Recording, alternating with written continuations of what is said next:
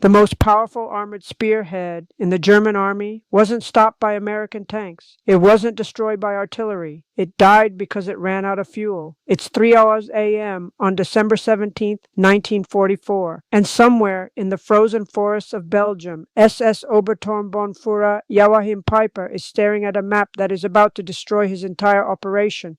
His Kampfgruppe, 117 tanks, 800 vehicles, 4,800 men, is already 14 hours behind schedule.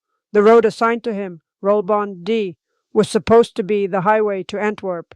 He will later call it suitable for bicycles, not panzers. And before this week is over, the most feared armored column in Germany will be stopped by a map, a match, and a bridge. 3 days earlier, Adolf Hitler gambled everything on one plan: drive through the Ardennes, split the Allies, seize Antwerp. The plan has one inescapable flaw: there is not enough fuel. Peiper's force carries barely enough gasoline to reach the Meuse River. The operation is built on a presumption. His tanks must capture Allied fuel depots intact and drink themselves to victory. He is not a spearhead. He is a parasite launched into a body it must feed on to survive. At the tip is Joachim Peiper, 29, youngest regimental commander in the Waffen SS, decorated, ruthless.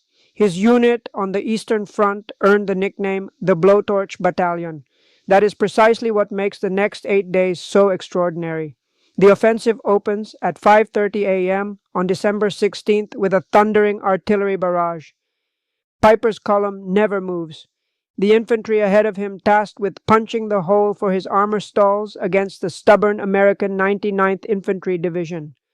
Stalled infantry and supply wagons choke Roll D into a frozen metal snake stretching for miles before Peiper has seen a single American soldier. This is the detail that breaks the entire operation.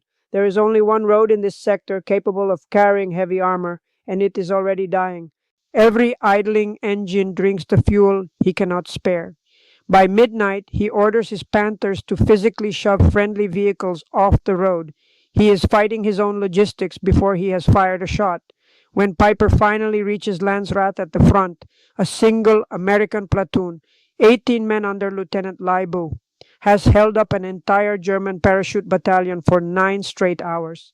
He takes personal command, straps the paratroopers onto his tanks, and smashes through.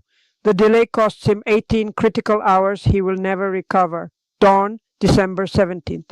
Panthers scream through sleeping Belgian villages at top speed, firing on the move to spread panic. At Hansfeld, they overrun, arresting American cavalry unit before a single defensive order can be given. Speed is now Peiper's only real weapon.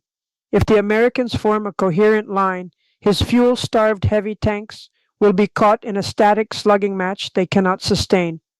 At Bellingen, his lead tanks roll in on fumes. He forces 50 American prisoners at gunpoint to refuel German vehicles from a captured dump. 50,000 gallons of borrowed time. It is a fraction of what his King Tigers alone require. 100 miles west at the Hotel Brittany and Spa, General Courtney Hodges stares at reports placing German armor 40 miles behind his front line. The nerve center of the entire American First Army evacuates in controlled panic. But in the chaos, American logistics officers make one quiet, devastating decision: burn the fuel, don't let the Germans have it. At 12:30 p.m., Peiper's column reaches the busy crossroads south of Malmedy. A lightly armed American artillery convoy surrenders after a brief firefight. What follows becomes one of the most documented atrocities of the European war. Peiper's men machine gun 84 unarmed American prisoners in an open field. Word spreads within hours. Panic turns into something worse: resolve. Men who might have retreated now fight to the last cartridge rather than raise their hands. December 18th. Panthers stormed the bridge at Stavala, seizing it intact. A tactical masterpiece. Peiper's column presses through, but the roads fork and the clock runs out at Tuapon, where engineers of the 51st Engineer Combat Battalion blow the bridges over the Somme rivers as his lead tank rounds the final bend. With the road west gone, Peiper turns north, hunting the fuel depots he knows must exist somewhere in the Allied rear. 1 mile north of Peiper's turning column, Major Paul Solis of the 526th Armored Infantry knows exactly what is at stake. The Franks fuel depot, 2.5 million gallons of gasoline sitting on a hillside road. Major CIS orders thousands of gallons poured into a road trench and ignited, creating a literal wall of fire between the German armor and the logistical prize of the campaign.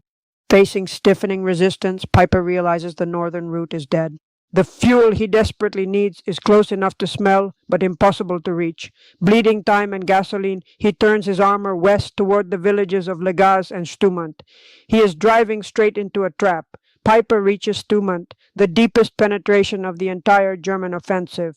In dense fog, his Panthers and King Tigers close with the American 30th Infantry Division.